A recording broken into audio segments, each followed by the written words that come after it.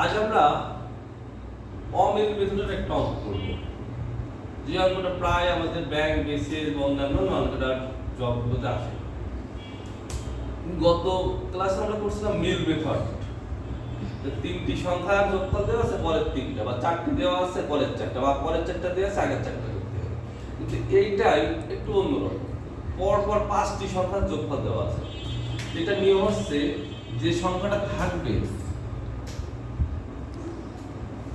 যোগফল দেওয়া থাকবে যে সংখ্যাটা, এই সংখ্যাকে 5 দিয়ে ভাগ দিতে হবে। 5 দুগুণে 10, 5 অক্ষে 5, তার মানে 21। মধ্য সংখ্যাটা 21। এর আগে দুটো সংখ্যা কত হবে তাহলে? 20 আর 19।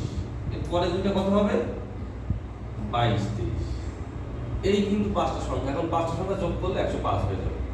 তাহলে তোমার প্রথমে কাজ করতে হবে, যে যোগফলটা থাকবে সেটাকে 5 দিয়ে ভাগ দিতে হবে, যদি মাঝের সংখ্যাটা বের করো। যেহেতু পাঁচটা সংখ্যা, আগে দুইটা আসবে, পরে দুইটা আসবে। এখন এর যে কোনোটা, এক নম্বর যেমন বলছে প্রথম দুটি সংখ্যার যোগফল কত, 19 প্লাস 20, তার মানে 39। দুটো শেষ তিনটি সংখ্যার যোগফল কত? শেষ তিনটা হচ্ছে 21, 22, 23। তা আমরা খুব সহজে কিন্তু এইগুলো 1 সেকেন্ড বা 5 সেকেন্ডের ভিতরে এই অঙ্কগুলো আমরা করে ফেলতে পারবো। 6 পঞ্চম সংখ্যাটি কত যদি বলে আমাদের?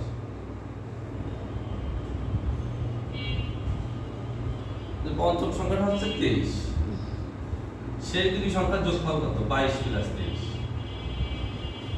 5 23। এখন আমাদের ষষ্ঠ সংখ্যা কত? আমাদের পরের সংখ্যা কত হবে? অবশ্যই 24 হবে।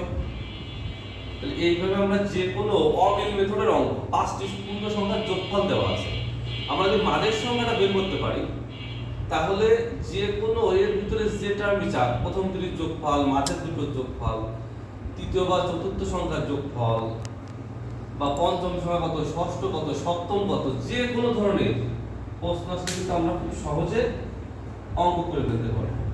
এরপর যদি কোনো একটা বলে যে তিনটি ক্রমিক সংখ্যার যোগফল, আর নম্বর আমরা দেখি যে তিনটি ক্রমিক সংখ্যার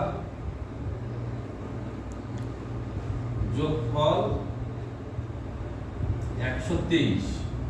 এখন 123 হওয়ার পর এখন বলবো যে ক্ষুদ্রতম সংখ্যা দুটির গুণফল কত, সবচেয়ে ছোট দুটো সংখ্যার গুণফল কত। তাহলে এটাও সেম নিয়ম। আমরা প্রথমে মধ্য সংখ্যা লিখবো, মধ্য মাঝের যে সংখ্যা সেটাকে বের করবো। মধ্য সংখ্যাটা হবে 123/3, 3 দিয়ে ভাগ দিতে হবে, তাহলে 3 4 12, 3 থেকে 3। তাহলে এটা যেহেতু মধ্য সংখ্যা, তাহলে এর আগে একটা সংখ্যা হবে 40, সেটা ভেঙে পরে একটা সংখ্যা হবে 42। তাহলে ক্ষুদ্রতম সংখ্যা হলে এই দুটো সংখ্যা গুণ করলে যা হবে সেটা হচ্ছে উত্তর হয়ে যাবে। ধন্যবাদ। এইভাবে অমিল মেথডে যে কোনো অঙ্ক খুব সহজে তোমরা কিন্তু সলভ করতে পারবা। পেজটি ফলো করো এবং শেয়ার করো, দেখবা যে এই ধরনের অনেক ধরনের অঙ্ক তোমরা আস্তে আস্তে আমার কাছ থেকে শিখতে পারছো। ধন্যবাদ।